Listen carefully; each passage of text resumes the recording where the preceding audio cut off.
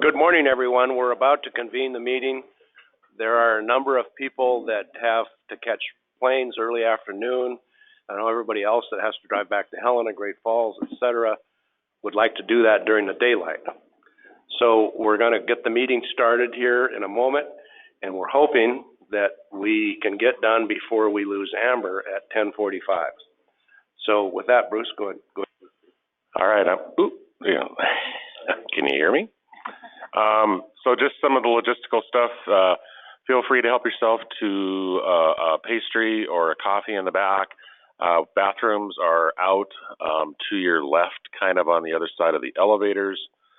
We are on a webinar this morning, so we will mute all lines so we don't have any feedback. However, if you do want to talk or have a comment to make, you can raise your hand on the webinar and get our attention and write it or type it into there, or you can press *2, which will unmute your phone, and you can get our attention.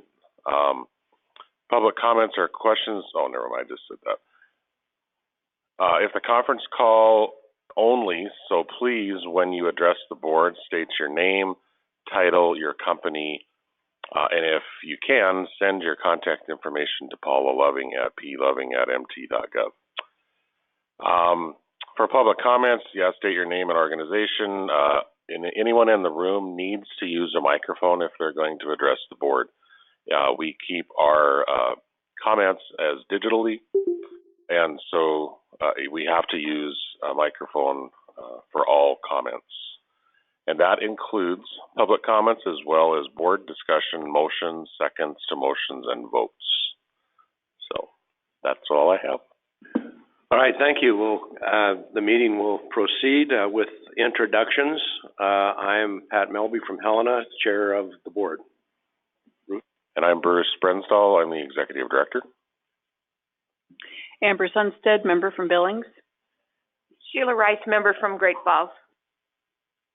Greg Gould, board counsel from Helena. Johnny McCluskey, board member, Billings. Jeanette McKee, board member, Hamilton.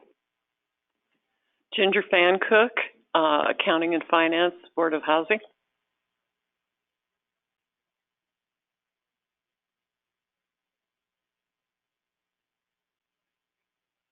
Mary Bear, Montana Board of Housing.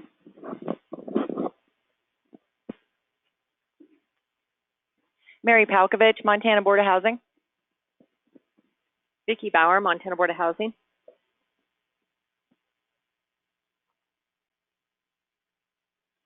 Todd Jackson, Montana Department of Commerce. Drew Page with QTAC Rock. John Wagner with QTAC Rock. Nina Chu, RBC. Paula Loving, Montana Housing. Penny Cope, Montana Housing. Alex Burkhalter, Housing Solutions. Tyler Kearns, also Housing Solutions. Morning, Paul Hoke with Wilmington Trust. Greg Taylor, Communities for Veterans. Good morning, Patrick Zing with the RBC. Good morning, Stacy Collette, Montana Housing. Ashley Amato, Montana Housing. Thank you. Those of you who are on the webinar, please introduce yourselves. Hannah Rotter, Montana.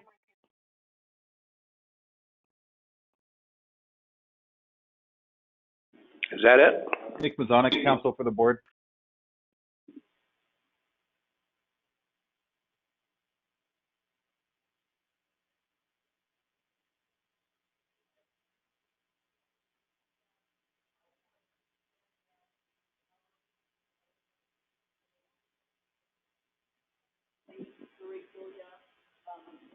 So, Penny, please use the mic because they can't hear it on the record.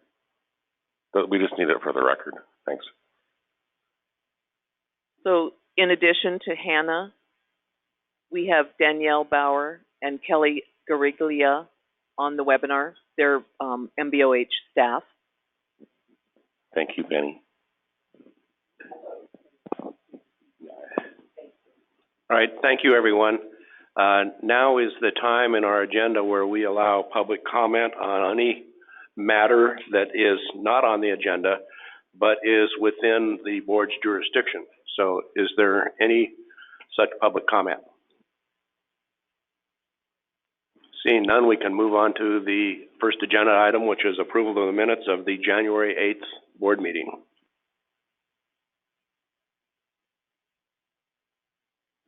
The chair would entertain a motion to approve those minutes. So move. And the chair would entertain a second. Second.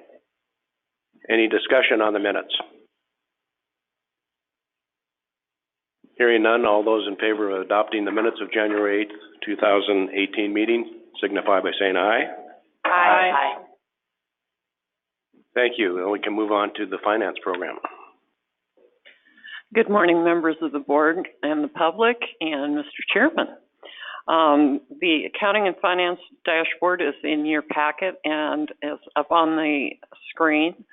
As you can see in the first section, the investment diversification section, we have a 41.5% of our investments are in money market. This allows us to purchase new loans with those funds and do our operations such as paying our utilities and our payroll and such.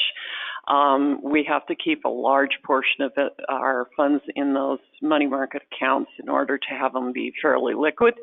The second most there is the 34.5, that's U.S. Treasuries. And at this point in time, any of the investments that I have made that are fairly short term, I am getting the best rates on the U.S. Treasury securities. None of the other securities on the short term end are really doing very well, so that's why there is such a large portion there. The next section is the weighted average trend yield, and if you scroll down a little there, it has gone down a little with the volatility of the market. We expect that to move around some. It's not moving a lot, so we don't feel there is any real concern as far as our investments are concerned. As I said before, we have a great deal of diversity, and that removes a lot of the risk that we would have if we had it all in one pot of money. The bottom of that is the portfolio maturity. As you can see, we do have a large portion of our investments in that available now to 1 to 5 years. Those first sections, a lot of that is to make sure that we have the money that we need for purchases, for any upcoming items that we would need to do debt service and that sort of thing. Are there any questions on anything we have here? Board have any discussion or questions of Ginger on the finance report? Thank you, Ginger. We can move on to home ownership. Excuse me, I'm going to ask if there's any public comments or questions regarding the finance report. There is not, so we can move on to Vicki and home ownership.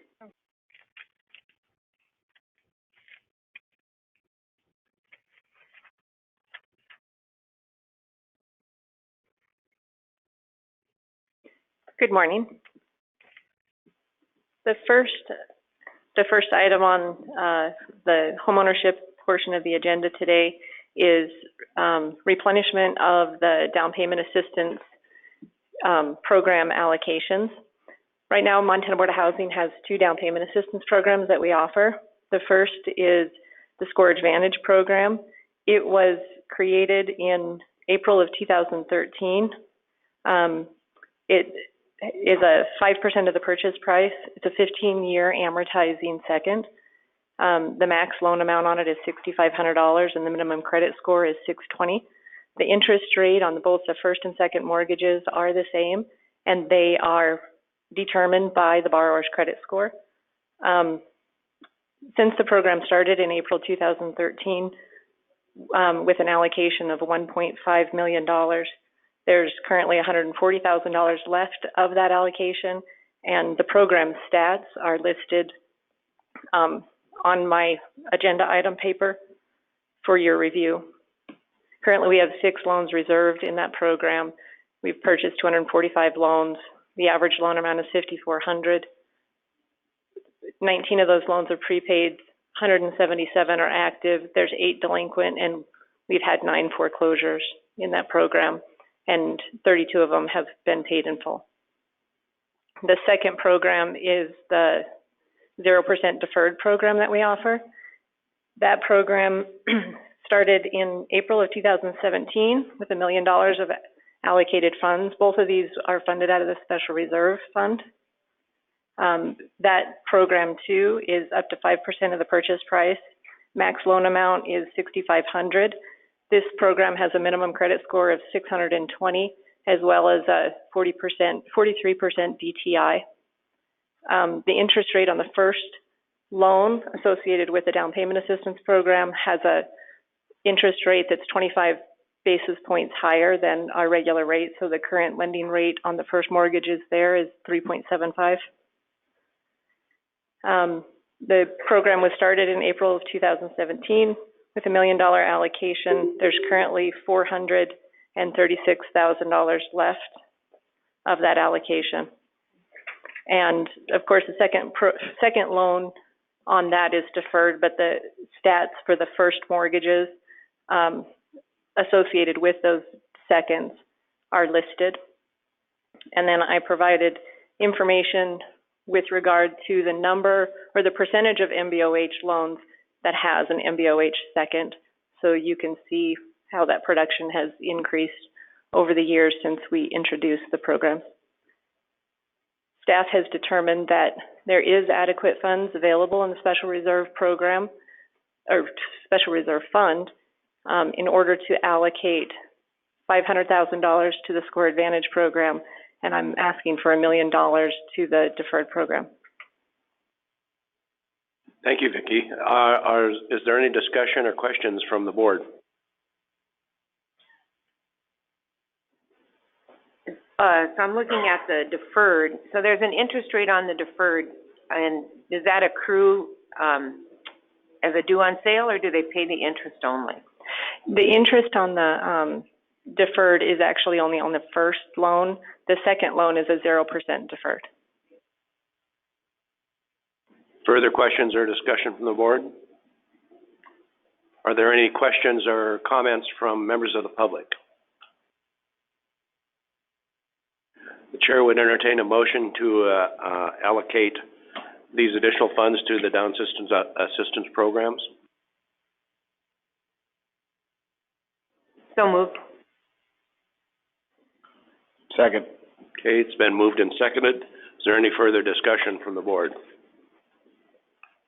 Hearing none, all those in favor signify by saying aye. Aye. Aye. Motion carries. Vicki, you can move on to the lender approval part. Prime Lending is a residential mortgage originator licensed to originate and close loans in 50 states and the District of Columbia. They're a wholly owned subsidiary of Plains Capital Corporation, headquartered out of Dallas, Texas. Their Montana lending location is in Bozeman, and there in Bozeman they do have staff that has experience with the board programs. They're interested in participating in the MCC program, and they are approved to underwrite FHA, RD, and VA loans. Any loans that they originate their servicing will be sold to Montana Board of Housing. As of their December 31st, 2016 audited financials, they had an equity ratio of 12.16. Per their September 30 unaudited balance sheet, they had a asset ratio, of 11.94, meeting the criteria of the board's participating lenders. They do have the required errors and omissions and bond fidelity insurance coverage that the board requires. In reviewing their financial statements, listed in the notes was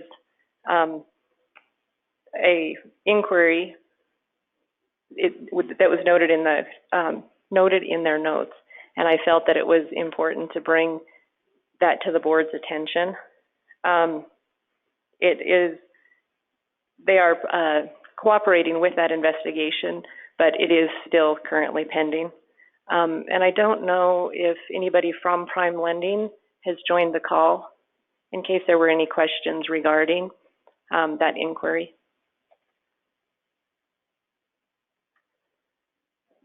Is there any member, representative of Prime Lending on the line? It appears not.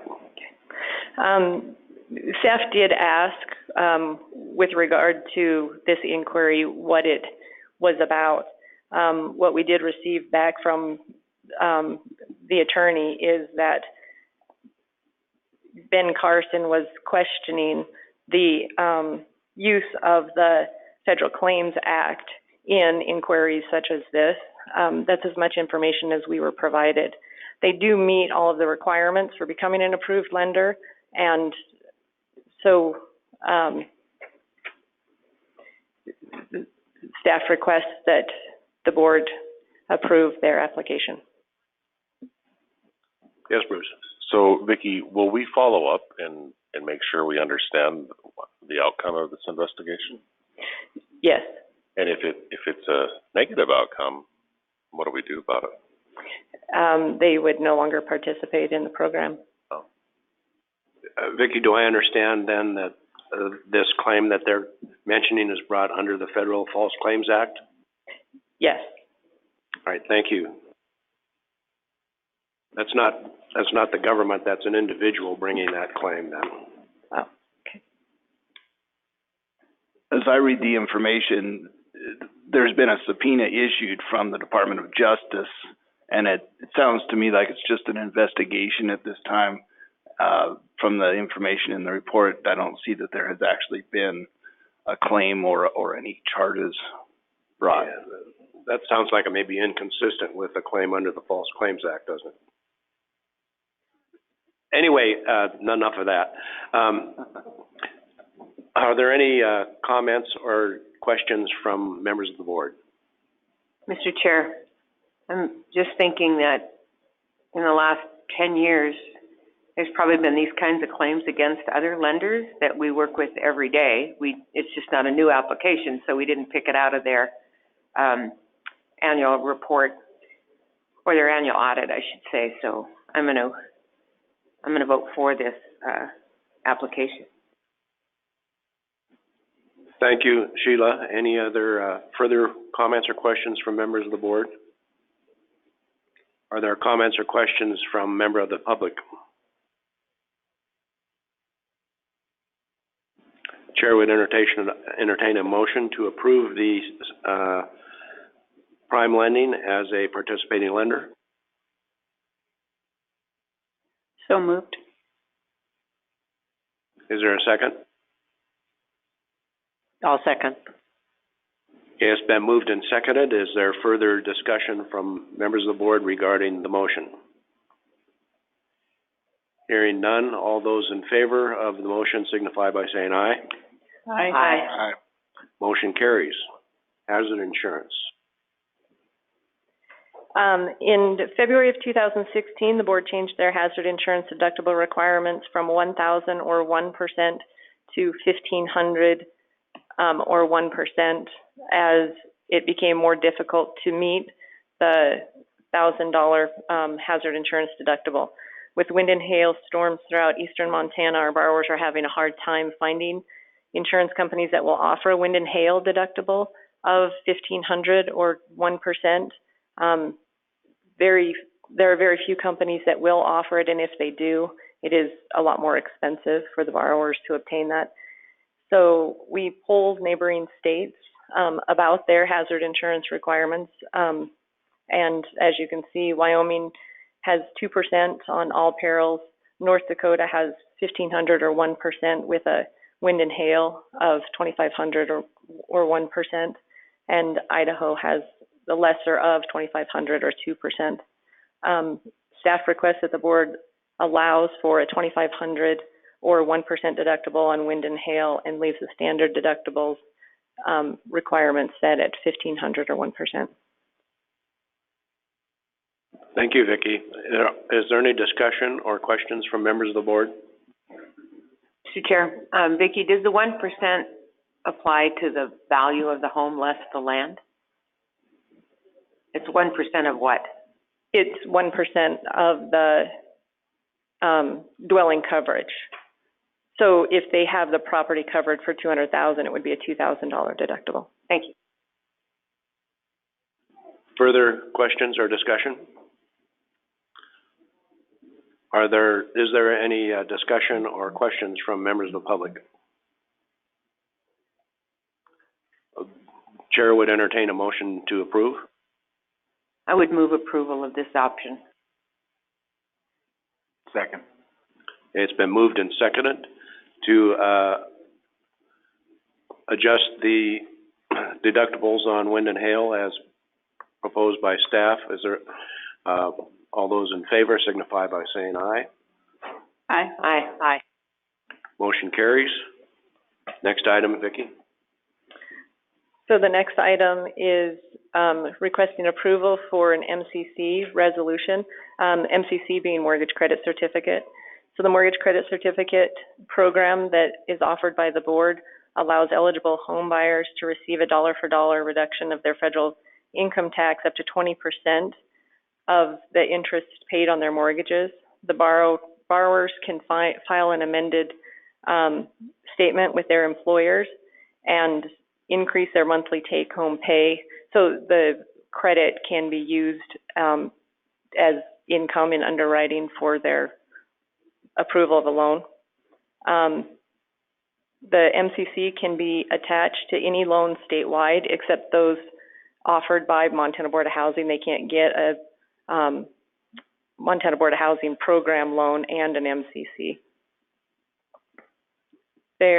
We are currently working under a previous resolution and have about $5 million, the capacity to do about $5 million worth of loans with MCCs attached to them. The attached resolution for your consideration authorizes the use of $48 million worth of bond cap, which will provide $12 million worth of tax credit authority. It's a 4-to-1 trade-off. And so staff requests that the board approve the attached resolution. Bruce? Just to let you guys know, as far as volume cap, we have ample volume cap to use to fund this program.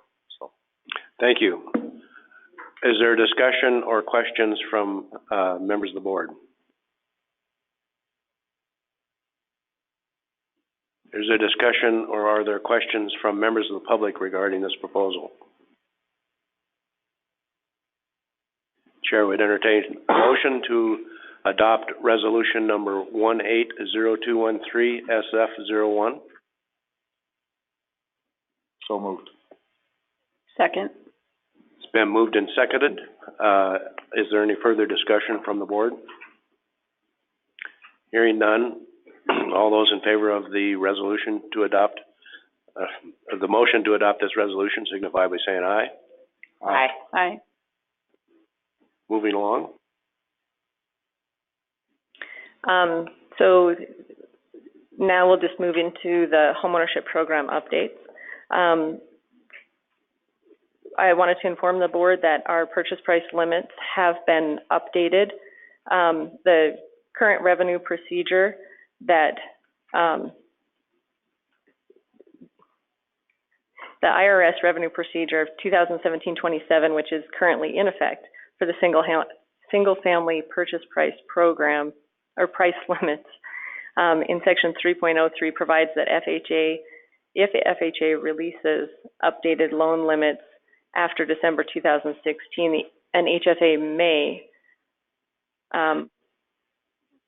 use the newer limits to compute the single family purchase price limits, and this is done by dividing the FHA loan limit by 0.9775 and applying the applicable 90% or 110% to such numbers, 90% being non-targeted areas, 110% being targeted areas. On December 7th, FHA released loan limits for 2018, and they went up across the state. And so, although we weren't required to use the new loan limits, we had the option to do so. So in order to provide more opportunity for borrowers to use our programs in this time of increased purchase price limits, staff calculated and implemented new purchase price limits for our program, and they went into effect on January 29th. And so those limits are attached for you to see the increases that happen throughout the state. This also affected the VHLP loan limit. It was adjusted to $257,606.75. The next item is with the bond resolution. We have reserved up all of the funds in the 2017 B issue. In December, the board approved a resolution for single family for $200 million of single family bonds, whether it be COBS or regular bonds. Since that resolution, we didn't end up using it for COBS because tax reform didn't take away the private activity bonds as it had thought might happen. That resolution is still in effect and can be used for the 2018 issue that we're now bridging loans into. And we anticipate doing a $20 to $25 million bond issue for new lending proceeds, as well as refunding the 2008A bonds.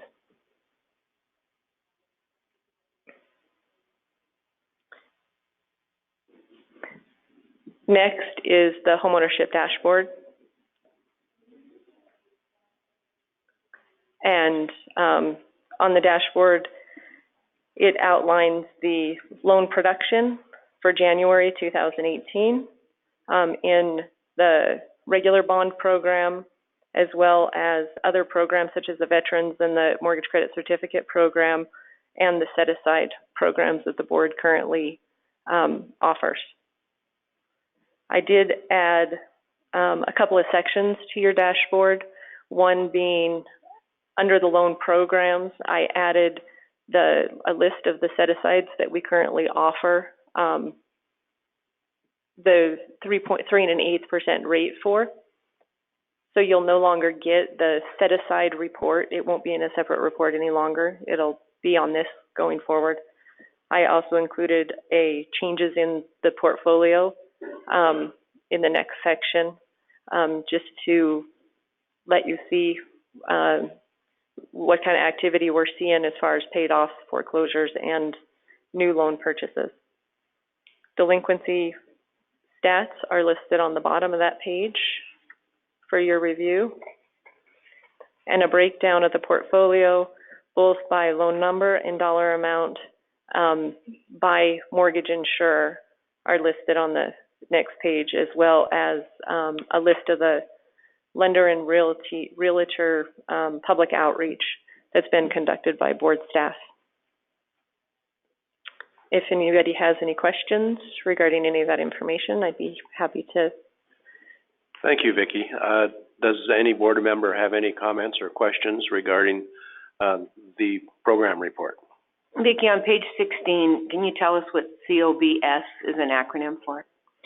It's the convertible option bonds that we were looking at issuing when tax reform was going to take private activity bonds out. Any further comments or questions? Then my other question is under total number on page 18. That's the fiscal year starting October 1?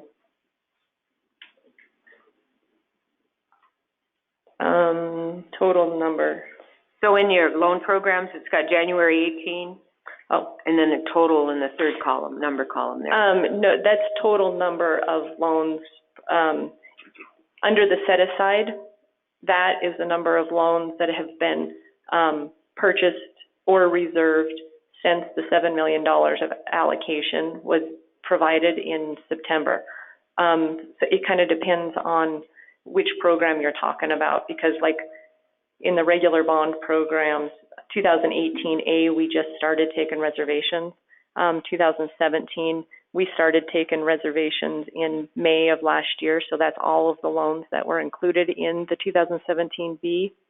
The Veterans Home Loan Program, we've done a total of 266 loans for $48 million over the life of that program.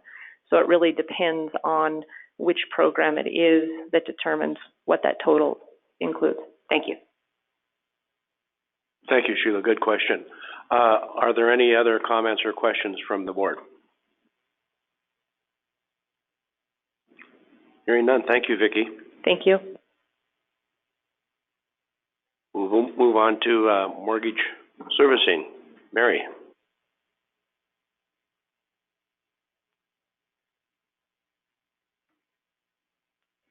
Good morning.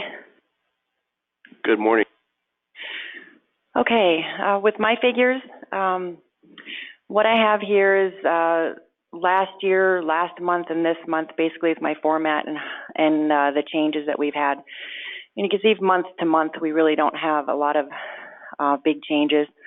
And I'll outline some changes that we have from this month to last year. So our portfolio total loans have increased to approximately 31 loans since last year. And we have principal balance of about $434 million. Our escrow, $4.2 million. And on our lost drafts, you can see from last year, we did clear approximately $275,000 of lost draft funds. And our loans delinquent, the 60-plus loans, again, compared to last year, we've dropped approximately 100 of those loans. We're still streamlining some processes and reducing our delinquency ratio continually. And the actual foreclosure sales this last month, we did have 2. And last year, we had a total of 38 foreclosures. And in our delinquent contacts to make, basically when our borrowers are between 17 and 21 days past due, we just call and remind them that their payment is due, and that amount has reduced approximately 150 calls. So that's really quite a bit for the staff that has to make those calls twice a week until they actually make contact. The late fees, number of loans, and amount of late fees is approximately $24,000. We've had 26 payoffs and 45 new loans. As far as the loss mitigation, we have also reduced the amount of our active financial packets. We had about 13 last month, and I'd say our average last year was approximately 30 packets a month. So that has actually reduced as well. Payment plans, we have an average of 30 payment plans monthly. And then also our HAMPs, which are partial HAMP claims or mods, we have 18 last month. And our preservation properties, we had 26 a few months ago, and now we're down to 20. So that also is being reduced. And bankruptcies, that's pretty steady between 18 and 21. And then, of course, we are proud that we have the HUD National Servicing TRS tier rating, and we've reached 98.35 in Tier 1 for FHA rating. And I think that's about it, if you have any questions. Congratulations on your tier rating. Thank you. Is there any discussion or questions from members of the board? Are there any comments or questions from members of the public regarding our mortgage servicing program? Thank you, Mary. All right, thank you. Operations.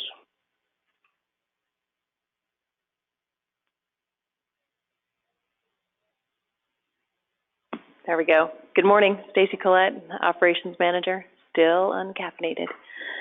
Chairman Melby, members of the board, good morning. I just wanted to share a couple high-level operations updates with you. The first is Dave Parker, our Section 8 program manager, has officially retired and put in his notice for retirement. And we will be, and we have actively posted that position, and we'll be recruiting for that position in the next 30 days. It's our hope to find a fabulous candidate to help us with that program and continue our momentum as the state public housing authority. The other thing that I would like to add is I'd like to give some credit to Mary Palkovich and the mortgage servicing team. We've had some adjustments in staffing, and we've been able to create some opportunities for our staff because of those adjustments to gain some bench strength, do some cross-training, and really continue the services and meet the needs of our borrowers in that area. So I think she's done a fabulous job creating opportunities and meeting the needs of our borrowers. I'd also like to mention that Janine Moss has continued to help us as a temporary employee. She's come out of retirement to help us with a couple high-level projects, one set of projects in homeownership, and now she's over in servicing as well. And that's a great asset and resource when we can pull somebody back who continues to contribute to our mission as a whole. As far as large-scale projects, we submitted our application to Fannie Mae in January, and we will be receiving a 60-day notice, which will basically give us an opportunity to make application, demonstrate our ability as a seller servicer, and identify any differences or gaps in our methodology for homeownership and servicing and how Fannie Mae proceeds. So we should be, I would guess, by May, fairly certain of our standing. And quite frankly, the way the staff has embraced this project, we've been in preparation and we're ready to go. The other projects we are looking to have a financial advisor on our team to work with our underwriters and our legal counsel on behalf of the board to help us look at opportunities for diversification of our programs and how we move forward in the next few decades. We also have finished our rebranding efforts through the Department of Commerce. As you see, our new logo is there, and we've had some positive public response to this effort. And last but not least, we have our strategic planning efforts. I believe a copy of this is in your dashboard, and if it is not, then I will personally send it to you this afternoon when I get back to the office. Basically, our program staff is looking at 2018 and 2019, what we're doing, how we're gaining our capacity, and where our opportunities will be in the upcoming legislative session. Also, please note that beyond page 21 of your dashboard, Penny has done a really good job of compiling the events and opportunities to promote the work of the board, and many of you have taken part in those events. There should be a bunch of photos, there we go, of those various events and the fabulous multifamily structures and homes that you've all built. So I appreciate that. I'll take any questions. Stacy, I don't have any strategic planning information in here, so. Got it. You will tonight. Thank you, Stacy. Are there any comments or questions from members of the board of Stacy regarding the operations program? Do we have any questions from members of the public regarding the operations program? Thank you, Stacy. We can move on now to multifamily. Thank you.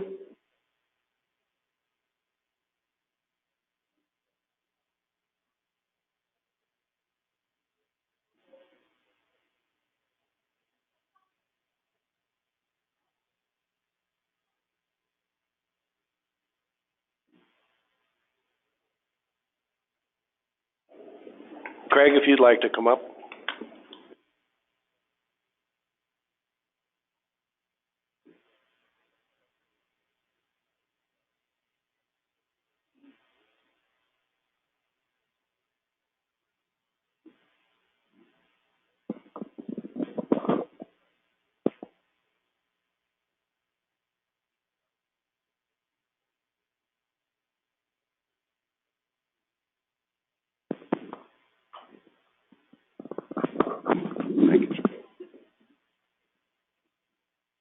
Good morning, board members. Our first item on the agenda is the Freedom's Path request for a forward allocation of credits, replacing their 2016 allocation of housing credits. And Greg has prepared a memo, and I'm going to let him explain some of that. I wonder if it'd be appropriate at this time to allow Mr. Taylor to address the board regarding what the issue is and how we got here. Thank you, Greg. Yes, sir. Thank you, Chairman Melby and board members. First of all, let me say thank you for the opportunity to be here, and also to let you know how sorry I am to be here. I wish it would be some other reason for that, but it is what it is. As you know, in 2016, y'all approved an allocation of low-income housing tax credits for the Freedom's Path project at Fort Harrison. That application included the historic renovation of 8 buildings and new construction of 4 units to create 42 units of housing. Subsequent to that, we moved forward with the process of closing and redeveloping the property.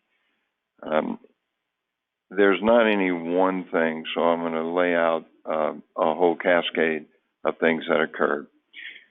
In the midst of that, the Fort Harrison VA Medical Center applied for a listing as a National Historic District, which means the entire campus would be listed as a historic district. Until that listing was approved, we could not move forward with the individual approval of the historic structures that we were planning to use. So the process was to approve the whole campus as a historic district, and then we could go back and have the individual buildings listed to be on the National Register. But even more importantly, for our whole financing of the project, that listing and an approved rehab plan would allow for the housing to be eligible for the historic tax credit. So we were delayed in that regard. Then subsequently, proposals began to be submitted for what the new tax law would look like. And in many of those proposed legislation, the historic tax credit was excised. So it wasn't even clear whether this project would be able to take advantage of the historic tax credit. Separately from that, the listing of the campus as a National Historic District also entailed a much more rigorous review of anything that gets built on the campus. So our new construction product was being questioned for 2 reasons. One, what it would look like historically and whether it would fit in things like mass and scale and architectural distinctive features and so forth of that. And then secondly, we were locating those housing units on particular vacant parcels, and those vacant parcels had to be studied archaeologically, and that study came up with any number of both Native American artifacts and more recent artifacts for the use of the Fort Harrison facility. They dig 3-foot by 3-foot holes, and then they do some kind of screening, and they were finding any number of artifacts. So we were playing a game of trying to locate our buildings here or there. Then finally, with the change in leadership at the VA, Secretary Shulkin came in, and he has shifted the focus of the VA from one of the focuses of the VA from necessarily ending veteran homelessness to a much more physical orientation, and that is getting off the VA rolls all these vacant buildings for which they're responsible. So the VA had come to us and asked us if in our lease with the VA early on, we would be willing to allow them to utilize 3 of those historic buildings for other purposes, which is why we went initially from 11 buildings when we were first applied to you guys down to 8 historic buildings. So they came back and said, would you take those three buildings back. And at the time, we thought that's a great idea because it solved a couple of issues for us. It increased the amount of equity we could be able to generate from the historic housing tax credit. It solved our problem of trying to figure out where to locate these new construction buildings and how to shoehorn them into the historic credit program, the review by the National Park Service and the State Historic Preservation Office. Seemed fine. We reviewed that with you guys, and there didn't seem to be any problem. What has occurred since is that, and this gets off into the technical weeds, and I'm not even sure if I can communicate it exactly, but when the carryover is issued, we were given one address for the whole campus, and that carryover was for the renovation of 8 historic buildings and the construction of 4 new buildings. And we have one address and one carryover. However, it was very clear in the application that that's what we were applying for. What we now have is the historic renovation of 11 buildings and new construction of 1 building. And subsequently, the VA gave addresses to all those buildings. So we now have different addresses for the BINs, the building identification numbers. The attorneys for our syndicator have concluded that because we have changed the focus of the project from 8 historic, 4 new construction to 11 historic, 1 new construction, that the carryover is not correct, that we have not in fact carried over the credits. So we face this issue that our syndicator does not believe we have an allocation of tax credits for this project. So with all of that, we are where we are today. There are a number of other issues I could bring up, but we finally got the historic preservation approval, what is called a Part 2 approval from the National Park Service, February 8th. That arrived at our office. So we now have all the approvals to go forward with the project and get it built. But we have this problem with whether we even have tax credits. What I asked for in my request to you guys is something we've done elsewhere, and that is just to get a forward allocation. It's very clear in your QAP that you don't do that. One of the other ideas that has been broached, and it's something we've had to do elsewhere, is just to swap the credits. So take 2016 credits and swap them out for 2018 credits, and that accomplishes the same thing. Let me conclude by simply saying, when I say we have done it elsewhere, the final thing I included in my communication to you was for me to answer a question almost personally but also professionally. Are we just incompetent? Why is it taking so long? Why is it such a big issue? So I look back at this program from its inception in 2011, and let me just reiterate what I found out, is that from 2011 to today, there have been 48 of these enhanced use lease projects approved by the VA. Of those 48, 17 have not gone anywhere. Fully 40% have never gotten out of the ground at all. Of the remaining that have been done, 31 that have been done, we have completed 7 of those 31. So we have completed pretty much a quarter to 30% of all of these EULs. That means we have completed them. They're open. They're housing homeless vets. They're doing what they were supposed to do. Nobody else in that 31 has done more than one project, and most of those projects have been closed within the last 12 months. So what I concluded from that is this is just darn hard, and we are trying to bring together all of these different entities with multi-layers of financing and so forth, and it's just taken a long time. So to repeat where I started, I apologize for having to be here. I am here with the greatest humility, but to ask if y'all can see your way somehow to allow us to finally get this project done. And I think it can get done. We have never failed. We've always done our projects. And this one and one in New York are the last 2 in our original batch. that we're trying to get done. So thank you. Thank you. Before we have Greg discuss the legal implications, is there any member of the board that has any questions of Mr. Taylor? Mr. Chair, Mr. Taylor, how's the timeline on your VASH vouchers? Will you be able to retain those? Yes, ma'am. I'll give a two-part answer to that. I don't have the exact date, but I think it's May 17th of 2017 was the day that the agreement to enter into a housing assistance payment contract was signed by the Montana Board of Commerce and us. We, from that point, have 547 days, which basically is 18 months to complete the construction, which would put us, give or take, November 15th of 2018.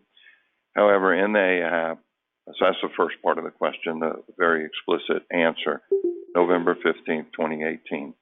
The second part of the answer is that the AHAP, or the Agreement to Enter into Housing Assistance Payment, has a caveat in there that allows the local public housing authority, which would be the Montana Board of Commerce and you guys, the ability to extend that completion date.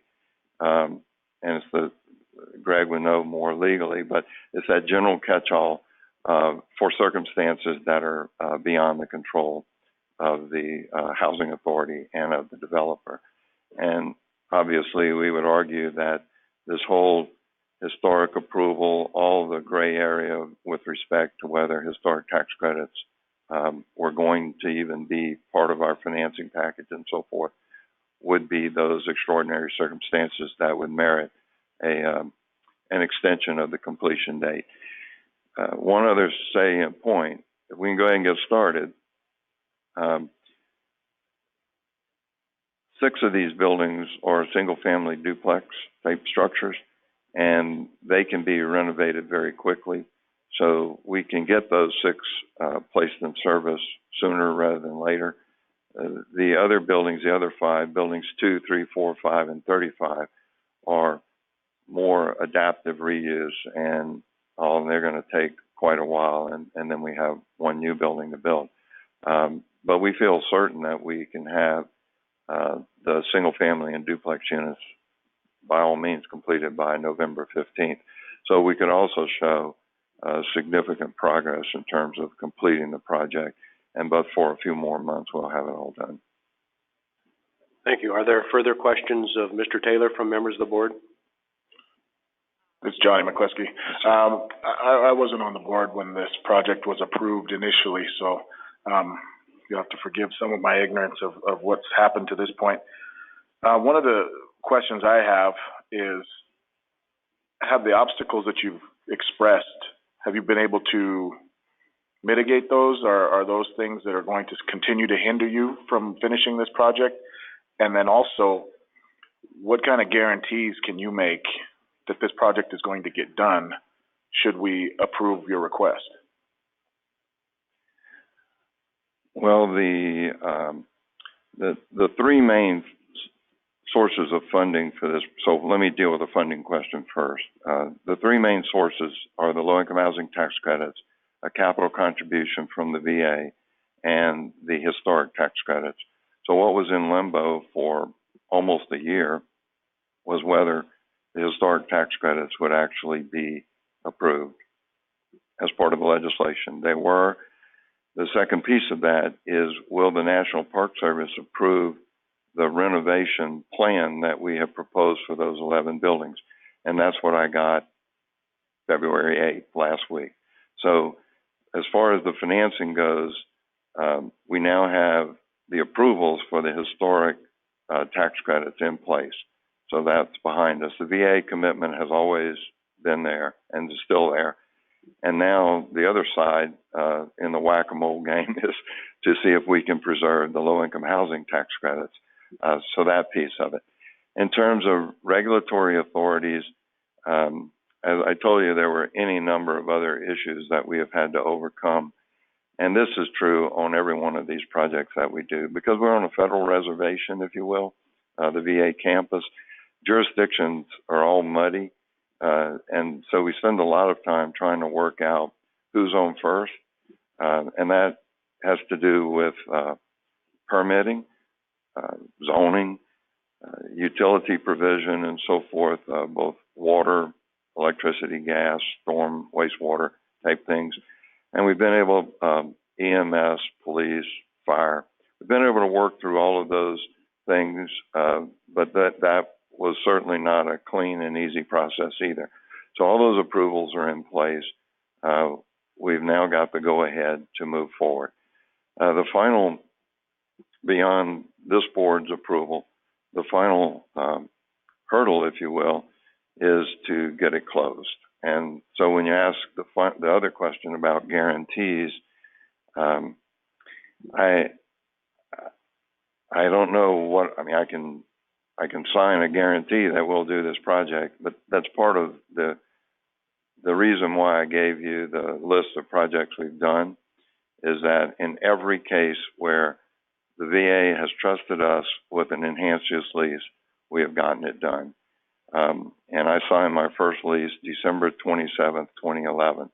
So if staying power, perseverance, tenacity is any indication, we're going to be here for the long haul. God willing, I'm going to do this until I croak. So we're there for the long haul. That's our commitment, and we think we will be able to pull this project off. More formally, what kind of guarantee, I'm not sure what I could provide to you. Mr. Chairman, Mr. Taylor, I'm going to mimic a little bit about what Johnny next to me said. I don't think you're incompetent at all, but I think you've gotten yourself stuck in an unwieldy bureaucracy, and I get that. I'm on some other boards, and we're dealing with the National Park Service. We're dealing with those kinds of things, and frankly, they're out of my control to some degree, out of yours. So I'm not thinking you're incompetent. But I, as a board member, when I approve projects, and we have some people in the audience that I hope will speak to this later as you get your chance that deal with this. I'm a shovel-ready kind of person, and I believe when people say, you know, and I'm not blaming you here. Please take that. But you're stuck, and I'm looking for the I'm looking for the written guarantee that absolutely should we go there, that says absolutely. And I understand that that's probably maybe outside your capability, but I just kind of want you to get where I come from.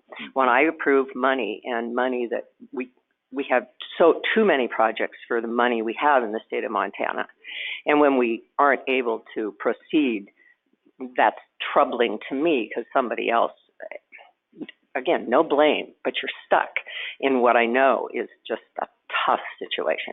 So I'm just putting my insights there. No blame here, but a lot of concern, and to see that this project indeed would get done, should we? There. Our projected start date is March 15th. We can't go forward right now because we don't know we have the tax credits. If we know we have the tax credits, we're ready to gin up the closing process and actually move forward and start March 15th. So that's the short window that we feel like we can meet to make this project happen. Thank you. Are there other comments or questions? Mr. Taylor, when would your new completion date be?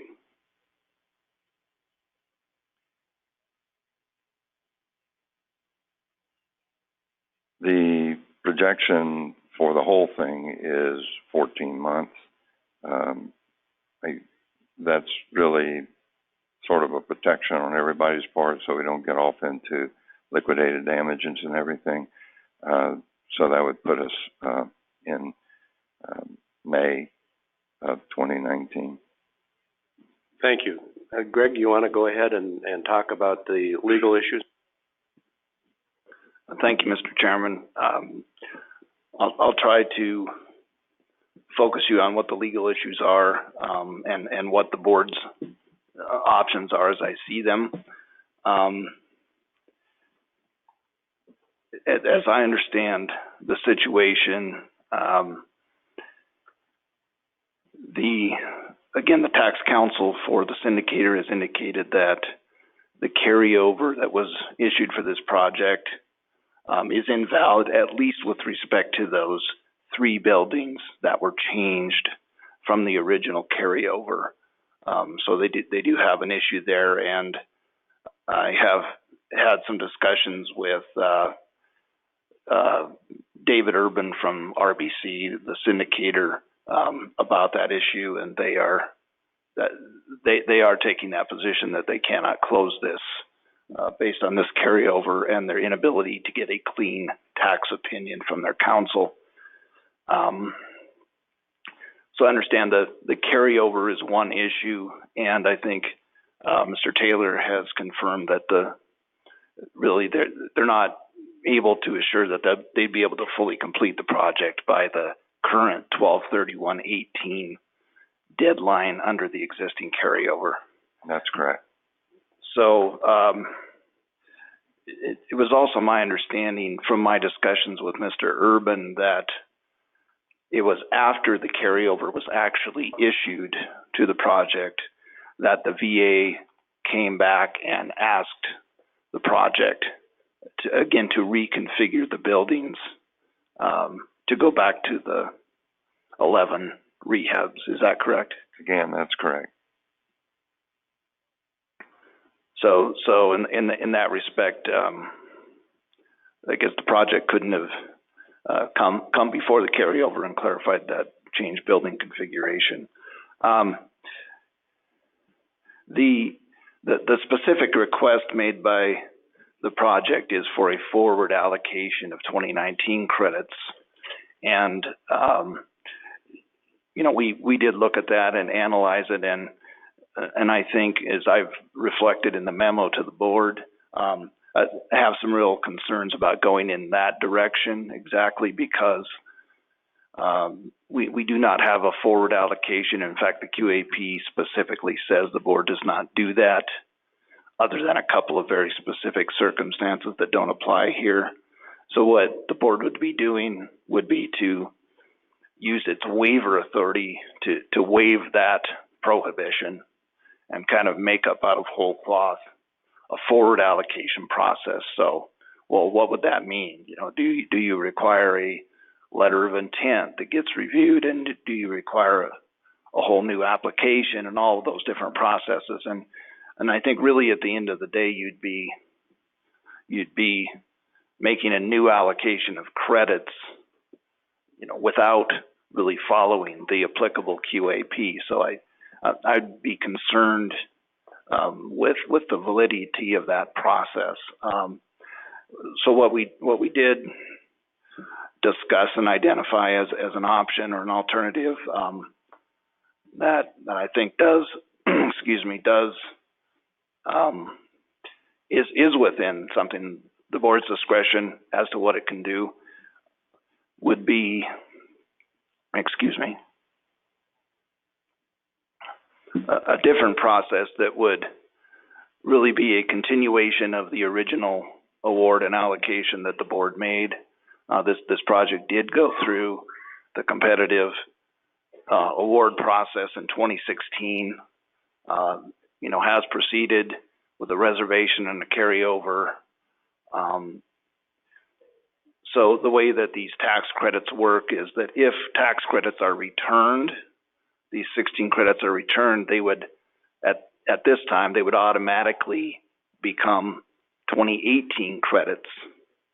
And the board could simply re-reserve those same credits back to the project. And then, of course, the project would have to go through all of those steps again.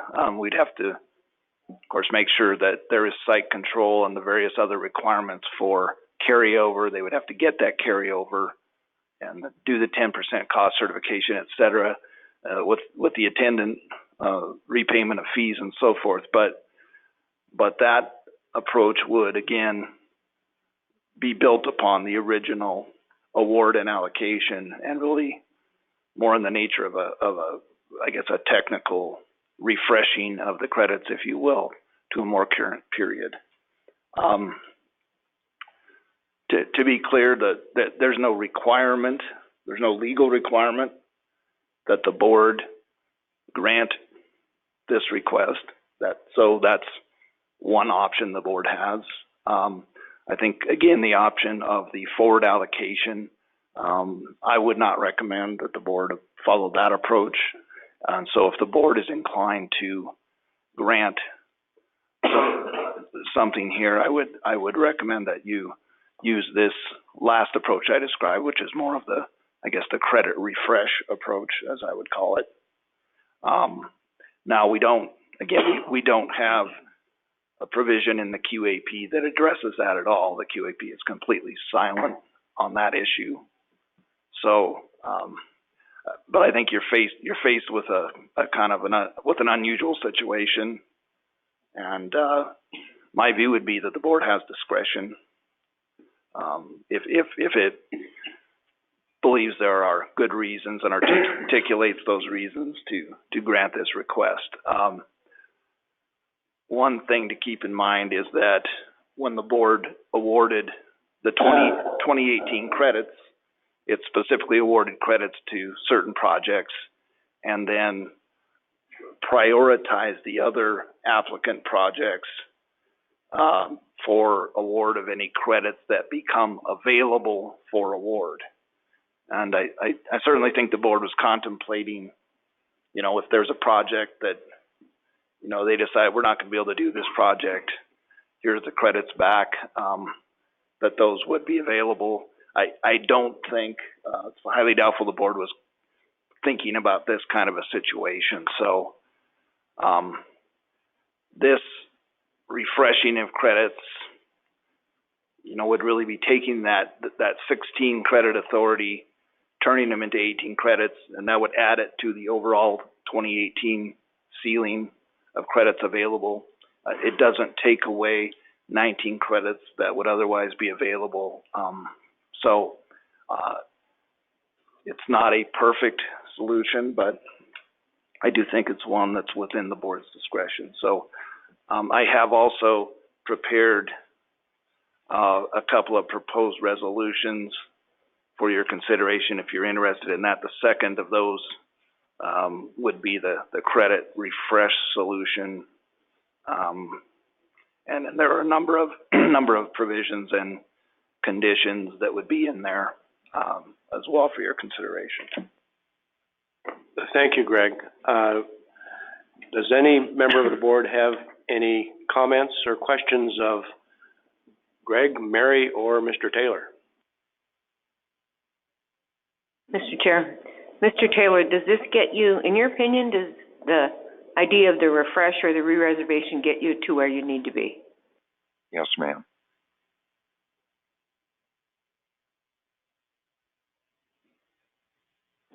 Any further comments, questions from the board of Greg, Mary, or Mr. Taylor? Mr. Chairman, I really would ask Mary. I trust the staff implicitly. I'd like you to comment on would this money could go back to a different project that was in line?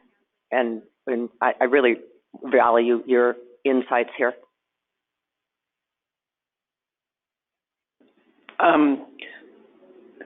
By Section 42 rules, if they were returned, that is a possibility that they could go to another project. Is that what you're asking me? That would be a board decision. It would be a board decision, yes, but Section 42 would allow that. Any further questions from the board? This might be for Mary or Greg, but how often are credits returned? Being a newer member, I'm not clear on that. And have we ever had a request such as this? We have not, in my tenure, had a request like this. Back in 2010, I think, we had a project return some credits. There was a time period for a while where some credits were returned because of pricing, but that was even before that. Yeah, this situation's never happened, and the return of credit is very, very rare. Any further questions? Are there any comments or questions from members of the public on this request? Mr. Chairman, this is, I'm sorry, can I go ahead? Yes, go ahead. Oh, thank you. This is Dave Urban. I'm with RBC's Tax Credit Equity Group, and we are the syndicator on this transaction, and I'm happy to answer any questions that the chairman or the board may have for us. To reiterate what Mr. Taylor said, I do appreciate the opportunity for you folks to consider this request. I know it is an unusual request, but this is what I would consider an unusual circumstance. Mr. Taylor has laid out the reasons and the issues that have arisen on this project to cause it to be delayed. I don't consider this a cause from the developer. We have been diligently working on closing the transaction for more than the past year, and this issue arose, really it was in late December that it came about when our tax counsel was reviewing the carryover and realized that it really is a technicality as to why this carryover is not valid. I think between our counsel and developers counsel, we thought, okay, this is a relatively easy fix. We'll go back and amend the carryover. And unfortunately, again, this is a technicality that the carryover cannot just be amended, unfortunately. So we really are sitting with an invalid carryover. To address one of the points that one of the board members made previously about shovel ready, I would say that this project is definitely shovel ready. As I mentioned, we've been working on closing it for the past year, and we've been ready to go until this issue arose. And again, just to reiterate the point that was brought up, it was really at the request of the VA when they came back to the developer last summer that they said, hey, we've got these additional buildings. We don't want to lose them. We'd like to know if you guys could take them into this project or utilize them for this project. They're great buildings. I've had the opportunity to go out to the site a couple of times. They're great historic buildings, and I think it's going to be a really cool use of these buildings to rehabilitate them and use them for this purpose. I would also like to let the board know that RBC this will be the 5th transaction that we have invested with the Communities for Veterans folks in this type of project. Communities for Veterans is a part of beneficial communities. We have invested in, I think 12 to 15 projects total with beneficial communities, but this will be our 5th investment in a VA project. I cannot emphasize to you enough the importance of these projects. And as Mr. Taylor mentioned earlier, I mean, this is truly a case of if you build it, they will come. You've got a built-in tenant base on the VA campus, veterans that are going to the VA campus for services, medical, mental, rehabilitation, whatever sort of services that they go for. And these projects are just a great asset for them to be able to live right there nearby the services. Of the 4 other transactions that we have closed, and Craig can probably attest to this, or he might have the statistics handy, but I mean, the projects have leased up literally overnight, and they have extensive wait lists. So it truly is a great asset to have. I don't know if you have any questions for us. I mean, we have been committed to this project from the beginning, and we'll continue to be committed to it. I know there's been a question asked of Mr. Taylor as far as a guarantee of getting the transaction closed. I don't know if there's anything in this business that we can guarantee, per se, such as saying, can we guarantee that this project will be closed? I wish that I could give you some sort of guarantee, but I can tell you that my support is behind it and RBC's support is behind it, and we are ready to close the transaction as we have been, working on it for the past year. So we would just ask that you would look favorably upon this request. As I said, I know it's an unusual request, but we would certainly appreciate it if you would grant it. Thank you. Any questions of the board of the syndicator? Mr. Sturhan, would you like to go ahead? Thank you, Mr. Chairman, members of the board. My name is Don Sturhan. I'm the president of Mountain Plains Equity Group. We're a syndicator and sometimes developer located right here in Billings. I really don't have much comment, far be it from me to talk about somebody else's project, because I think Jeanette McKee is quite correct. We recognize these are difficult, but sometimes you get caught in a bureaucratic conundrum that is even more extremely challenging. I'm just looking for a little clarification. I think we all know that with the allocation of low-income housing tax credits, we never have enough. It's a limited resource amidst a universe of tremendous need. So I'm heartened by the questions that I'm hearing from the board. So thank you for that. I think you're asking the right questions to make sure that this is a resource that's managed well. Is this a project that can be successful moving forward? And it's kind of in that light that I asked the question, really for maybe a little more clarification. What does this mean to refresh the credits? What would that involve? Because I still think it's a tricky project. Is this a reapplication?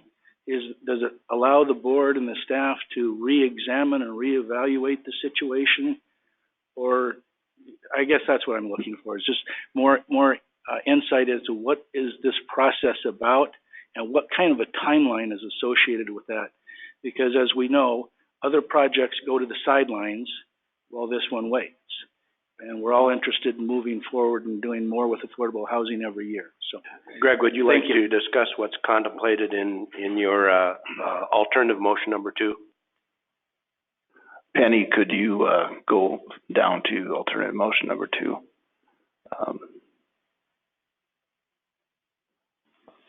The alternative motion, starts out by reciting the circumstances.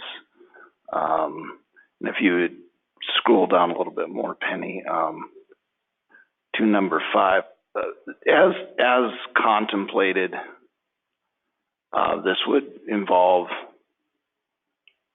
basically a pretty simple process. It would not involve a re-examination of the application or the project. It's really, I think we're conceiving of it as more of a technical correction kind of approach. So there would be a return of credits, and then a new reservation agreement would be sent out and signed. A new reservation fee would be paid, and the process would continue on as it would normally with a project in any other circumstances, to carry over cost certification, et cetera, and then ultimately to 8609 issuance. Again, number 8 would clarify that, again, this is not a return of credits that makes them available for award to another project, but these are continue to be dedicated to this project. To the extent there's anything in the QAP to the contrary that the resolution does provide for a waiver, I don't see anything in there that does conflict with it. But that there's also, I believe, in that memo, and I have to see if this is in fact the latest version. There, if you would scroll up, Penny, there should be a provision about the VASH vouchers. Is it in 5? Okay, yeah. So the conditions again would be retaining the project-based VASH vouchers, and then in the course of carrying this out, if staff were to identify any technical items, things that were required for compliance purposes, legal compliance purposes, that the staff would have the authority to require those as a condition of this process. But again, it doesn't contemplate a re-examination, reapplication, or anything of that nature. Thank you, Mr. Chairman. Appreciate your indulgence. Thank you, Don. Just a clarification, along the way, as we do with every project, Mary and crew will be looking at the numbers and cash flows and things of that nature, because that's an actual specific step process that we have. So just wanted you to know that it's already as part of, and it'll be treated just like any other project as they move through these steps. They will have to meet all of those requirements. Thank you. Are there further comments or questions from the members of the public? Alex. Mr. Chairman, members of the board, Alex Burkhalter from Housing Solutions. On the drive over here, I was trying to formalize or figure out what I thought about this or what I had to say, and it finally came to me while I was just sitting here, gray hair. As I look around the room, those of us who have been in this for a while have gray hair. This business seems to cause gray hair. I got a haircut in anticipation of this, and I was covering up the gray hair that was showing up in me even. And just remembering back all the way to the original application in 2012 and the lawsuit that followed and hanging up the 4 other projects that were awarded in that. I had my first experience in a courtroom as an intervener. It's been a very long ride, and I echo what Board Member McKee said, in that a lot of this wasn't necessarily any fault of the developer, but I think this is a good time to kind of reflect on what are we really looking to use these credits for, and how far can we push the bounds of what they can do. In its very, when it was formed, the idea was this is to create affordable rental real estate housing for tenants between, originally it was 50 and 60% AMI. And over the time, we've been able to use creativity to push it further and further and do more and more things. And I think that's good, but we always have to keep in mind what is the cost of that, and can it get there? How can it get there? What is the cost to other projects? So I guess in this, I think, my opinion is you deem this a worthy project, although with a difficult start. It needs to be seen through to completion. And so, for what it's worth, you have my support.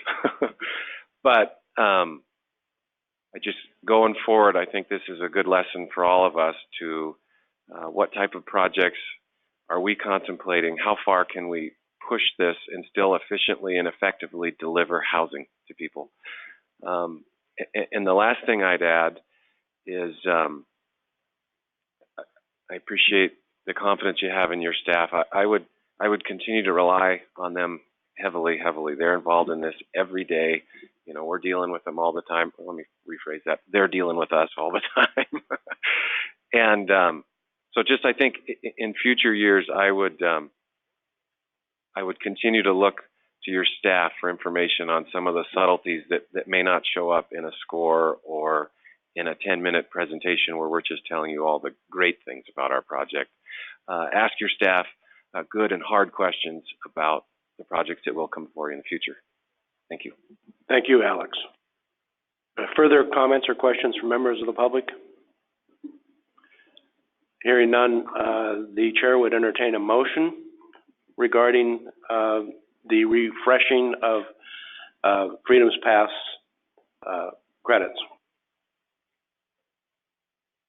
Mr. Chair, I would move adoption by this board of alternative motion number 2. Is there a second? I'll second. Paul, I would like to do a roll call vote. Is there further discussion? Is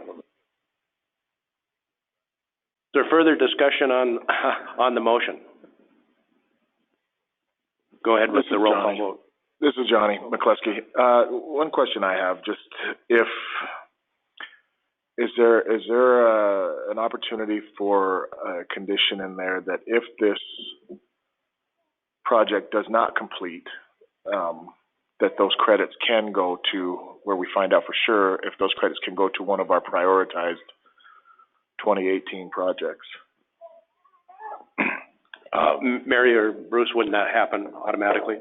Yeah, we'd be probably a little further down the road then, because by the time these credits would kind of run out of time would be December of 2019. Is that right, Mary?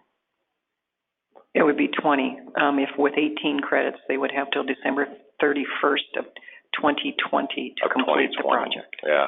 So we'd be a couple of years down the road. So if it didn't happen, we'd bring these back to you, and then you as a board would decide how to use them at that point. Okay, we'd have another round already by that point then, okay. Thank you, Johnny. That was a good question. Are there further comments or questions? Discussion from the board? Paula? Sheila? Yes. Amber? Yes. Johnny? Yes. Jeanette? No. Pat? Yes. 4-1. Thank you. Motion carries.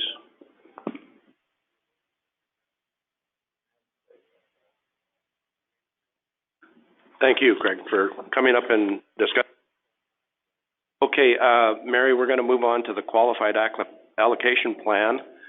The way I would like to handle this is for a motion to adopt the plan as it appears in our packet. A motion and a second, get that on the floor, and then Mary's going to go through those highlighted portions of the plan, all of the red and whatever striking out and adding are things that we've discussed before. It's only the highlighted portions where there have been changes recommended by developers or staff. And as we go through those, if we want to change those, then we'll have amendments to the motion. So, I think what we've done in the past is to approve, if we approve that's in your packet, it would already approve the highlighted items? Right. Is that what you want to do, or do you want to approve what went out for public hearing? No, I would like a motion to approve what is in the packet. And as we go through it, we'll discuss the highlighted items. And if people want to change those or delete them, that will be an amendment to the motion, the main motion to adopt the plan as it appears in the packet. Accomplishes the same thing. Thank you. So it is the same thing. So the chair would entertain a motion to adopt the QAP as it appears in the packet.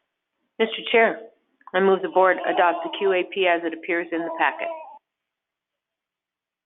Is there a second? I would second that. Thank you, Mary. Would you proceed then and discuss those highlighted items?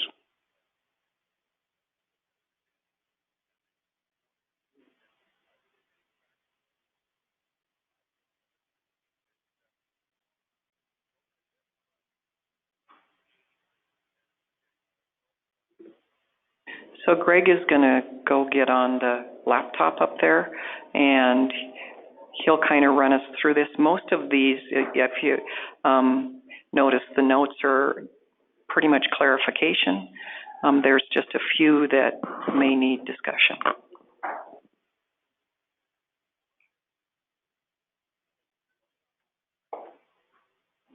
Thank you, Todd.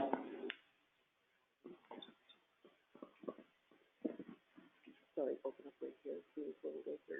Oh.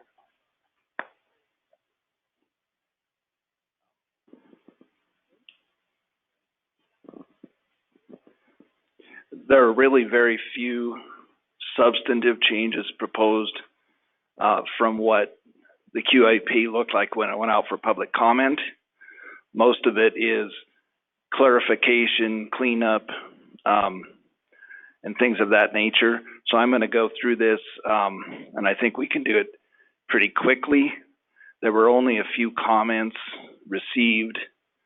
Again, the yellow highlighted items are items that changed from the QAP as it was proposed originally. We're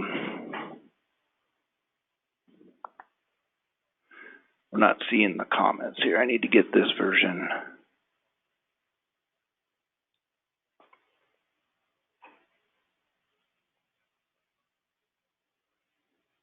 There we go. View.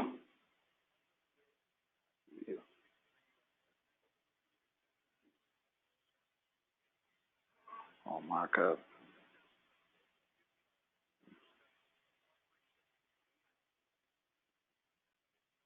It is showing the comments. Okay, thank you, thank you. One of the, it's kind of a technical thing, but in the original QAP, one of the changes that's being made is to move all of the fee amounts that were specified in the QAP into a separate fee schedule. And that fee schedule will be one of the forms that's included with the other forms that are used for purposes of submitting an application and so forth. So that fee schedule is technically a form that's included in those forms, but we made some changes just so when that's referenced in the QAP, it's just called the fee schedule. So most of these things you see where it's dealing with the fee schedule are just, again, technical corrections to carry that out. So in the definitions, there is a new definition. Fee schedule means the most current version of the fee schedule form referenced in the QAP. And again, that fee schedule is going to be on the website. And it is a form within the meaning of form. Again, a fairly technical point. There are a couple of places where internal references to sections of the UNI app need to be added in. Again, not a substantive thing, but just including those references in the final version.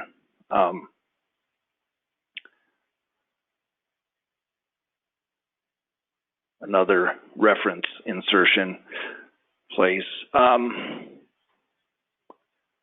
There had been kind of a placeholder in the draft QAP UNI app or other application system, because there are, and Mary could explain this in more detail, but there are some changes in the system for submitting applications, which I don't think are in place yet, so that'll wait until the next round, as I understand it. So we just crossed out that language. In the original proposal, we proposed essentially to strike out all of the language in section 2. The thinking in that was that it was intended to be, and primarily was a restatement of the federal law background for federal low-income housing tax credits. And when I went back through that, there are actually some places where there's some additional state, Montana Board of Housing requirements included in that section. And so just to be sure that we didn't lose those, there's some circumstances where some language has been added back in to make sure we retain those requirements. So there's nothing that substantively changes the current requirements. Is just, again, preserving those things. There was a reference, for example, about complying with the requirements throughout the complete extended use period, and audits will be performed. Again, that's more of a specific Montana thing. So language has been added later in the QAP, again, to make sure we retain that. Some reference to Montana's specific rehab standard. We wanted to make sure we retained that language, clarifying that Montana's higher standard continues to apply, higher than the federal standard. Some discussion of eventual home ownership. We wanted to retain some discussion about the gross rent and the utility allowance that we wanted to retain. And there is some significant language about the restrictive covenants and the qualified contract process that, again, appeared in this section, which, again, we've just taken and moved it to a section dealing with restrictive covenants. So none of those things are any substantive change from the current QAP, but just a little change from the way it was proposed to make sure we don't throw out some things we didn't intend to there by repealing that section 2 language.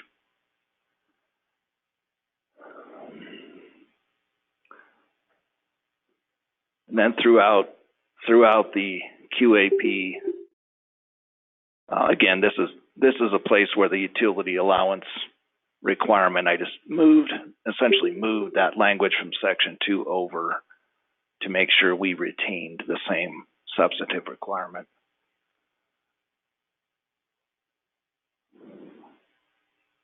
But most of the changes are changes having to do with, again, the use of the fee schedule terminology,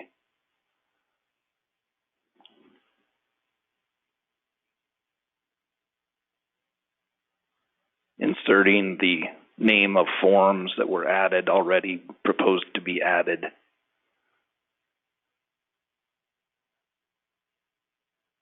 Some reorganization for clarity, again, not substantive.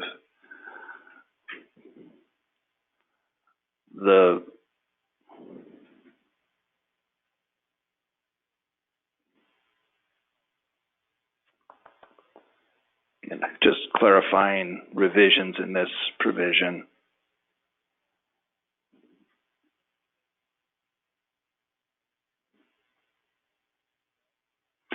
With respect to the fee schedule, this language in section 5 is kind of where we talk about the fee schedule and what it is and how it works. Again, that's been revised somewhat for clarity, and just to be clear, the process as proposed would be that staff would maintain this fee schedule. It would be available on the board's website. The fees could be adjusted from time to time. Obviously, the board maintains approval authority over fees and fee changes, but the staff would maintain that. Any changes in fees would again be posted on the website in advance of the effective date of any of those changes.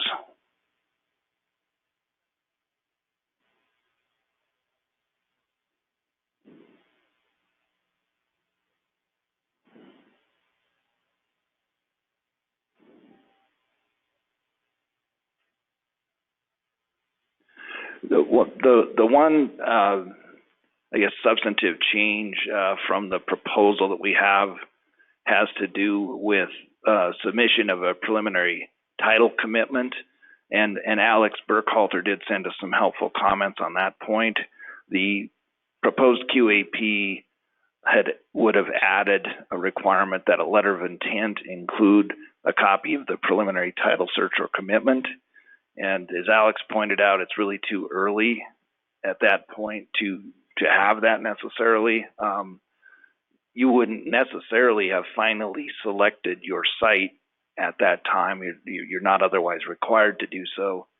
And you wouldn't necessarily have, you might be intending to carve off a smaller parcel from a larger one, which would require survey and some kind of subdivision approval or other steps. So you might not even be to the stage where you have a legal description or you've asked for a preliminary title commitment. And this requirement was really intended, I think, from staff perspective, as I understand it, to encourage, I guess, make sure the board has the legal description, but also to encourage earlier submission of the restrictive covenants and getting those in place. And so what we've put in here as an alternative is a little farther down. I'll go to that, but to delete this requirement, but to include some more requirements with respect to restrictive covenants, and that's down in 10D. I don't think there's anything substantive before that.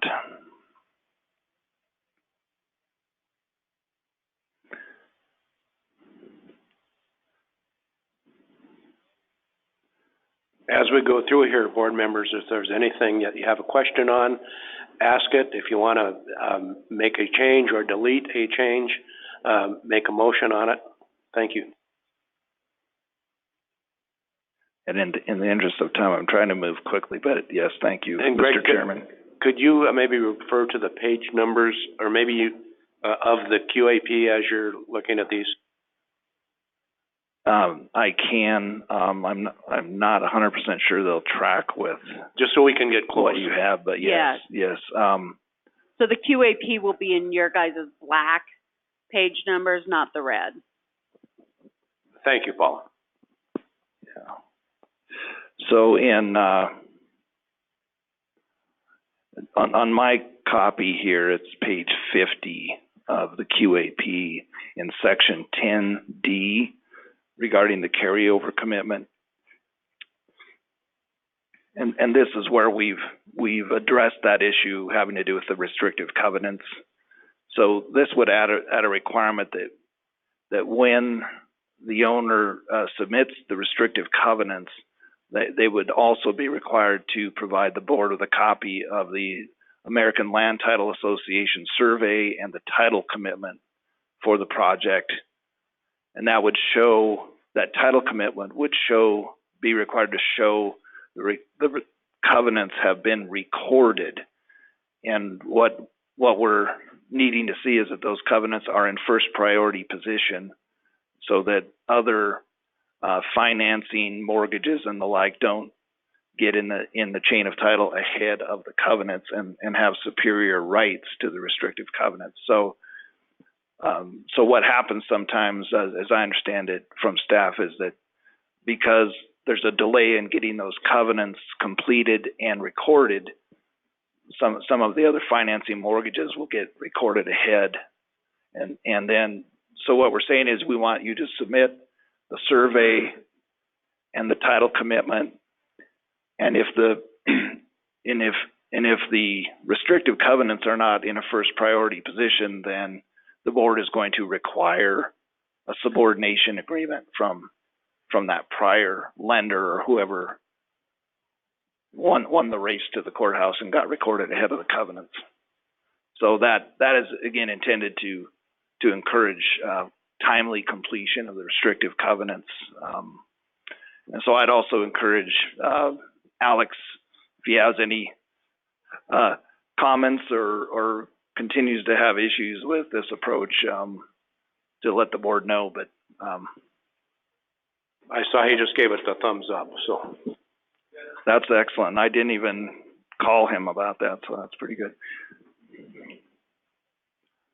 You know, sometimes there are easements and other things in the title ahead, which don't in any way impair the covenants from operating as intended.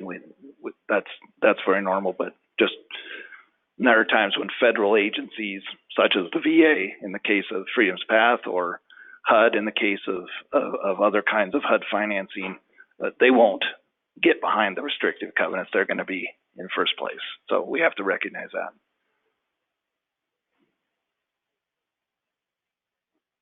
And I believe that's the only substantive change. Again, the rest of these highlighted things are technical formatting and other kinds of changes like that. So,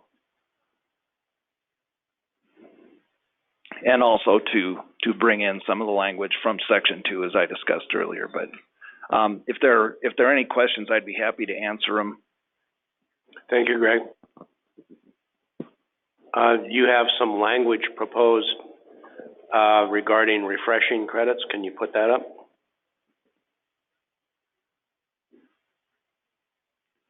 In the course of contemplating the request from Freedom's Path relating to the forward allocation or the refreshing of credits, we did prepare some proposed language for the board to consider. If it wants to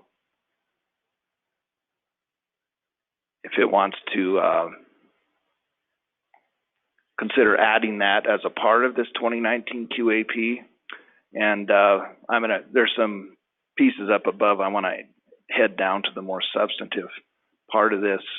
And again, the idea would be that, you know, if you have some sort of circumstance like this, it would be helpful to have an established process and some criteria set forth in the QAP to address a refresh of credit, such as we've discussed earlier today. This language would, again, recognize it's in the board's sole discretion to approve this if someone requests it. and it would be available only to someone who's actually gone through the carryover and cost certification process. So, I mean, that's the way you normally gain the additional time you need in the first place. So if you have 2016 credits without a carryover, you have to be in service by the end of 16. Carryover gets you to the end of 18. So if, assuming you've taken those steps and gotten the carryover, and this would require actually submitting an application, which would include the kind of information that was provided in the request from Freedom's Path, and the staff could then vet that application, bring it before the board for consideration, and someone for the project you'd want them to be there to answer questions, obviously. And this provides that the board's option would be to approve it or to deny it or to delay considering it while more information is brought before the board, or to approve it with any conditions that the board deemed appropriate. And this includes some factors that the board could consider in this process. You know, the diligence or lack of diligence by the developer, et cetera.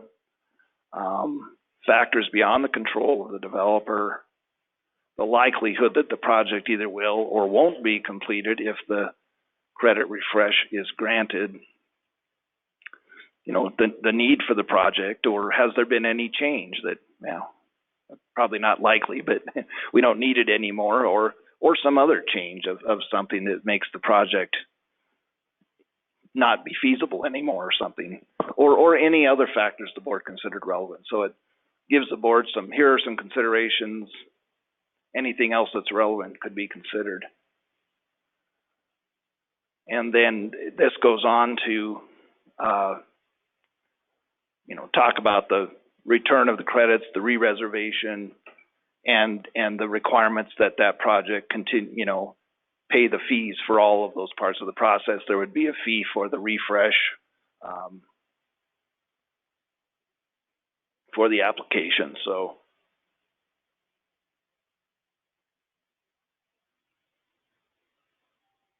and again, clarifying that, I mean, if you've already done your restrictive covenants, if that meets the current requirements and everything, you wouldn't have to redo them, but you might have to amend them or redo them if necessary to address any changes or new requirements in the QAP since the original covenants.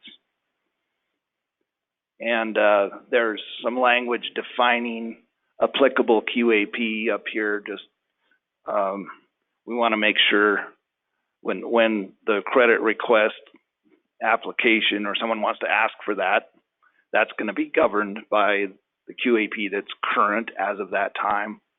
So if in 2019 someone comes in, this 2019 process would govern that application, and the 29 QAP would govern reservation, carryover, et cetera.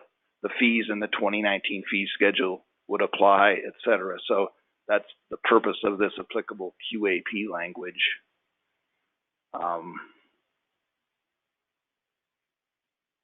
But we do want the way that the QAP is set up now, a project that goes into service and continues along for many years is subject to the compliance requirements as they continue to evolve and be changed over time. So that's another piece that we wanted to retain. And then this would add a definition of this credit refresh. And I wasn't totally in love with the refresh term, but I didn't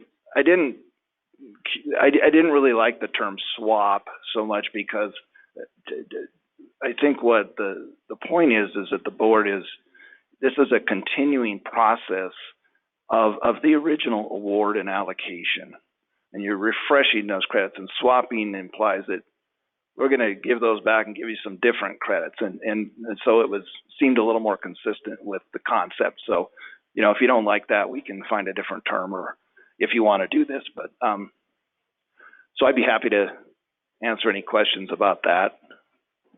Any questions, from the board, regarding the substantive comment, or changes to the QAP that we sent out to the developers? Any comments from the public?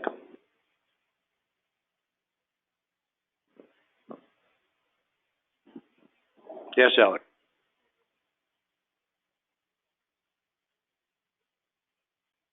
Members of the board, I guess my comment would be on related to the credit refresh amendment. You just might consider there is a section in the existing QAP where negative points are awarded for bad actors, and that you might want to add something to this effect. If you open an avenue, developers will figure out how to drive it. And I would just want that to be on the other side of this. I think this is intended for extreme circumstances, but they've just been proposed to be given a new tool here. Make sure you define how it can be used. And if they use it, what there are any consequences, if that's something you'd want to consider. Thank you. Mr. Chairman, may I just read, I'm going to ask Mary, are we opening the Pandora's box here? Are we giving permission? What are we, I want you to really honestly say what you think. I think the box has already been opened. This process will, if this comes up again, is going to make it so that you probably wouldn't have any legal challenges on it. But it also may, as Alex said, we might have some people who will want to take advantage of this. So, Jeanette, I completely agree with Mary. I mean, I think anything you do might open a box for anything, quite frankly. In my mind, though, too, I mean, the longer these projects take, the more money it costs the developer also. So there's really no inherent, reward for them to string this thing along, So although you may have an occasion where someone doesn't really step up and do their job and things, they're not doing themselves any favors by, taking another year or two to get it done when they don't have to. So that's just a comment. From a legal standpoint, I like the idea that there are standards included in the proposal with which to weigh an application to refresh. And I think that's real important. Mr. Chairman, this is a late addition to the discussion, obviously. Alex, has brought up some good points. If we haven't had time to go get more comment about this, and maybe you want to either wait for a year or you put it in and you get some more comment over the next year and revise it, whatever you think. I do think the language that we've provided here for you, it does give you, the board, the discretion to say no. If someone comes before you and you're persuaded that this was just dilly-dallying and lack of diligence, you can say no. On the other hand, if you feel that, those are circumstances that you want to get that project to completion, and those are circumstances that were kind of beyond the control of the developer, then you can say yes. You can say, well, we want to see this first. So it does. We've tried to design it to give you still a lot of tools and ways to address that request. So not just if they ask, you got to give it to them. So. Thank you. Any further comments from the board or from the members of the public regarding the QAP and the proposal regarding refreshing credits? I would just make one comment that if you decide to put this in, that maybe we do add the credit refresh to being able to give negative points to the negative point list, as Alex suggested. I'm not sure what that means or how it works. There are several items. There's a negative point category at the end of the scoring criteria, and it allows us to give negative points on an application if necessary for a laundry list of things. Yeah, I guess my question would an applicant be giving negative points because they had come in previously and asked for credits to be refreshed? It could give us the ability to do that. Okay, members of the board, you've heard Greg's presentation. Are there any amendments to the main motion to adopt a QAP as it appears in your packet? Mr. Chair, I would move to amend the pending motion to include the language on the screen entitled Proposed Credit Refresh QAP Amendment. Is there a second?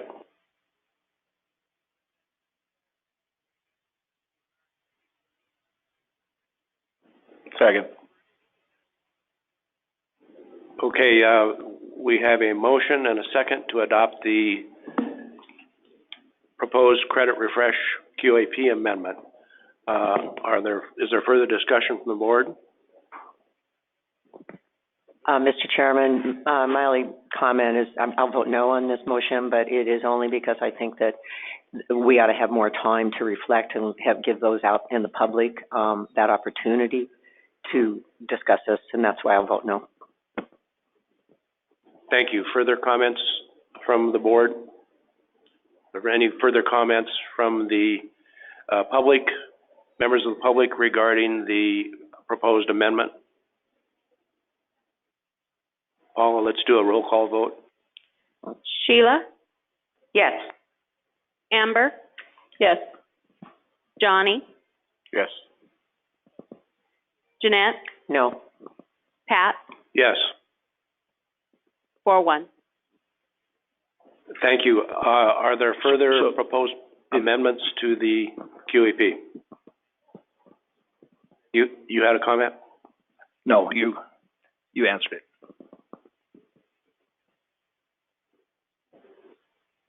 All right. Is there any further discussion on the main motion to adopt the QAP as amended? Are there any further comments from members of the public regarding the main motion to adopt the QAP as amended? Hearing none, Paula, let's do a roll call vote. Sheila? Yes. Amber? Yes. Johnny? Yes. Jeanette? Yes. Pat? Yes.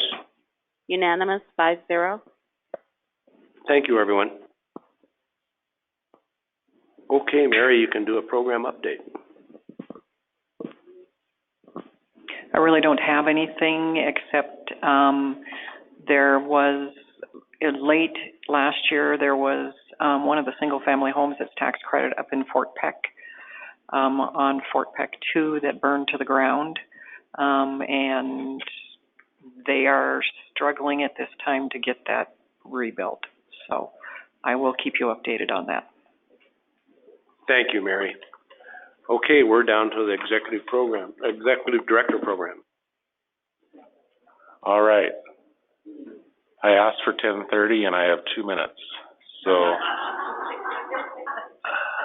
I got to meet my goals somehow around here.